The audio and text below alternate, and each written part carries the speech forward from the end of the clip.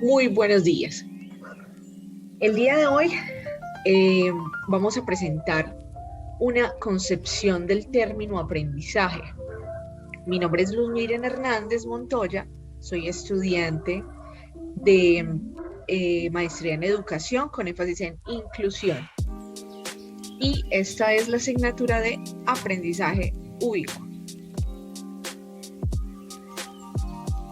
¿Qué entiende por aprendizaje? El aprendizaje es el hecho de lograr trascender de la teoría a la práctica y la vivencia en lo cotidiano. Cuando hay un concepto que se adquiere a través del ejemplo y la acción, el estudiante lo vive y va más allá de las palabras y el papel. Se puede allí hablar de aprendizaje, adquirir e interiorizar por medio del hacer.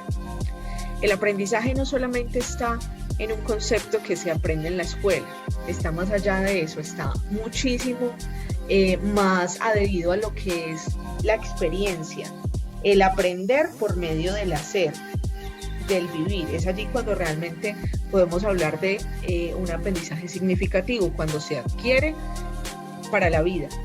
Se aprende a hacer y permanece en el tiempo. ¿Cuál es la naturaleza del aprendizaje? La naturaleza del aprendizaje básicamente está en la esencia de cada individuo. No se puede decir que haya alguien que no quiera aprender, que decida no hacerlo. Es inherente del ser humano, es parte de sí mismo y de manera involuntaria lograrlo. Basta que tenga su cerebro para que el ser humano tenga curiosidad por aprender.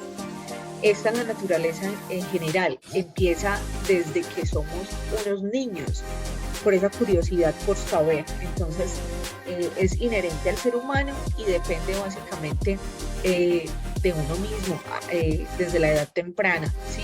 No tiene nada que ver con una decisión, sino que es una conducta que definitivamente hace parte de lo que es la esencia de la humanidad en general.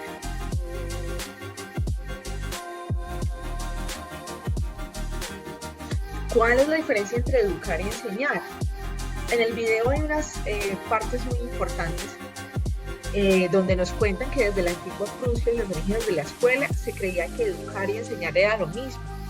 Educar está más relacionado con aconductar el individuo. Eso quiere decir, desde los orígenes por allá en la antigüedad, básicamente pretendían que el ser humano siguiera una cantidad de reglas que lo hacían esclavo. Donde había que seguir una religión, donde había que seguir una cantidad de cosas que eran mandadas o enviadas por alguien más, un rey o alguien políticamente superior que mandaba a que obviamente siguiéramos estas reglas o estas normas. Eso es muy distinto a lo que es enseñar. Entonces, suministrar unas reglas que en un comienzo eran dadas a los esclavos, desde allí parte el hecho de creer que ambas podrían ir de la mano, pero no es así. Enseñar está en la libertad del individuo, comprendiendo cómo es y lo que necesita por y para el mundo, entendiendo su diversidad, diferencias, gustos, formas, etc., proveyendo las herramientas necesarias para una adquisición de conocimiento que puede darse de manera experimental y curiosa, propia de cualquier niño. Se dice entonces que los niños pueden ser, o son, mejor dicho, científicos en potencia en la edad de 5 años. Es eso precisamente lo que quisiéramos o que deberíamos lograr, aprovechar esa curiosidad de un niño, aprovechar esa magia que viene inmersa en ese ser, en todos los niños, para que de esa forma no se castraran los pensamientos y no se castrara esa curiosidad por aprender, por querer escudriñar cada cosa e investigar, porque básicamente esa es la conducta de un niño de 5 años. Es un carácter investigativo con todo lo que conlleva eso, desde la pregunta del qué, del por qué, del cómo. Entonces, la diferencia es esa: enseñar no es a conductar, enseñar va mucho más allá, dando una libertad de aprender y de la manera en que se quisiera aprender.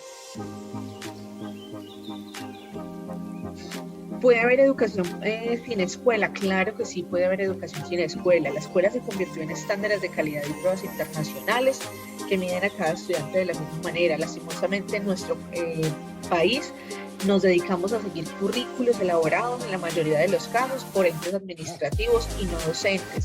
Mientras que esto no tenga esa lógica, es muy difícil que la escuela realmente vaya de la mano con lo que es la real educación. Los administrativos tienen que ser docentes, tienen que obviamente tener este conocimiento para que la expresión, la creatividad de cada individuo no sea coartado. La escuela planteada desde esa forma, desde siglos atrás, siguiendo en pleno siglo XXI, hace que pierda en este momento credibilidad y validez, teniendo en cuenta las necesidades actuales. En este momento no podemos decir que la escuela es vanguardista, que es contemporánea. En muchas ocasiones, sobre todo en la escuela pública, nos quedamos aún en la edad de piedra, donde tenemos que mejorar demasiadas formas, desapegarnos un poquito a lo que es estas pruebas estandarizadas que nos miden de la misma manera a todos, sin tener en cuenta la inclusión de nuestros estudiantes y la forma en cómo ellos aprenden. Entonces, si hablamos de inclusión y seguimos apegados a unas pruebas estandarizadas, realmente eso allí no hay mucho sentido. Entonces, ¿se puede tener una educación sin escuela? Claro que sí, con una libertad y con esa sed de aprender como única regla. ¿Cuál sería un nuevo paradigma educativo? Podría darse a partir de la exploración, la experimentación, generando conexión con el entorno, jugando, disfrutando y haciendo. El maestro debe plantear incógnitas para que los estudiantes busquen resolverlas, siempre de maneras creativas, permitiendo la vivencia como forma principal del aprendizaje. El niño debe estar expuesto al error, teniendo como premisa que de allí se da el conocimiento, no hablando de fracasos, sino de procesos para cada ser humano, en distintas formas y tiempos para cada ser. Yo considero que lo primero que debemos cambiar es el pensamiento de los niños y de los padres de familia. Como maestra, soy consciente de que la mamá no permite el error del niño. Recordando un poco en nuestra historia, siendo un amante un poco de la ciencia, se dice, recuerdo que, por ejemplo, Thomas Alva Edison no habla jamás de el fracaso ni del error. Cuando le preguntaban en su momento cuántas veces había errado o había fracasado creando la bombilla, él hacía énfasis en que no eran errores ni fracasos, que él lo había hecho millones de veces, pero que millones de veces había intentado o que había sido un proceso para llegar a lo que finalmente logró como conseguir, que fue la bombilla. De esa manera tenemos que mirar la educación, y los papás son los primeros en criticar el error en sus propios hijos y en juzgar al docente porque el niño se equivocó o erró, como ellos lo llamarían.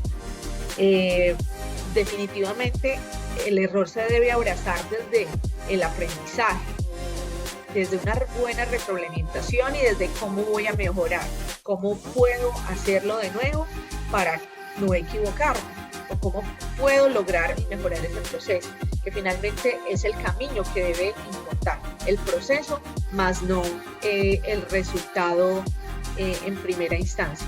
Es el proceso y que finalmente nos arroje un buen resultado. ¿Cómo se generan relaciones entre la persona y su entorno?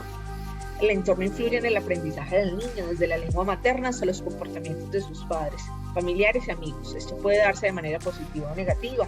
Es el entorno lo que provee a la persona un sinnúmero de aprendizajes que harán parte de su vida adulta y depende de lo que se ofrece al infante. Un buen desarrollo de esto, un ser socialmente hábil e integral que aporte al círculo donde habita. Indiscutiblemente, una familia sana en su comportamiento, en su ser, un colegio que aporte al niño, pues obviamente van a tener una repercusión muy positiva a lo que este ser humano va a ser en su futuro. Depende, eso es igual que la lengua materna, una familia sana, que aporte a su niño educación, buenos valores, formación integral, va a hacer que ese niño en un futuro pues sea un ser humano integral de igual manera que aporte a la sociedad.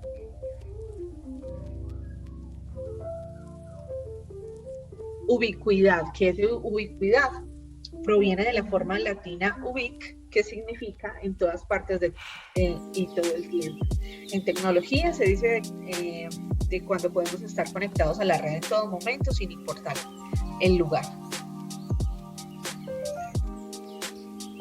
El aprendizaje, otros conceptos ya más abiertos del aprendizaje, se habla del proceso a través del cual se modifican, adquieren habilidades, destrezas, conocimientos, conductas y valores. Esto como resultado del estudio, la experiencia, la instrucción, el razonamiento y la observación. Este proceso puede ser analizado desde distintas perspectivas, por lo que existen distintas teorías del aprendizaje. La pedagogía es una ciencia social interdisciplinaria enfocada a la investigación y reflexión de las teorías educativas en todas las etapas de la vida, no solo en la infancia. Esta ciencia se nutre de conocimientos provenientes de la filosofía, de la sociología, historia, antropología, psicología y política. Los actores en el proceso del aprendizaje, en general el aprendizaje, pero específicamente pues este aprendizaje ubicuo, también lo podemos denominar como U-Learning. Tiene mucha utilidad para los estudiantes y profesores, ya que permite brindar una enseñanza-aprendizaje personalizada en cualquier momento y en cualquier espacio, en la medida que se pueda contar con un dispositivo informático, como una computadora, una laptop o un dispositivo móvil. El aprendizaje de esta manera lo que hace es que los actores en general no solamente puedan tener una cercanía en cualquier momento y en cualquier lugar, sino que adicionalmente agrega al estudiante esa autonomía, ¿sí? Esa responsabilidad de crear, construir su propio conocimiento a partir de estas herramientas que el profesor le disponga para su aprendizaje.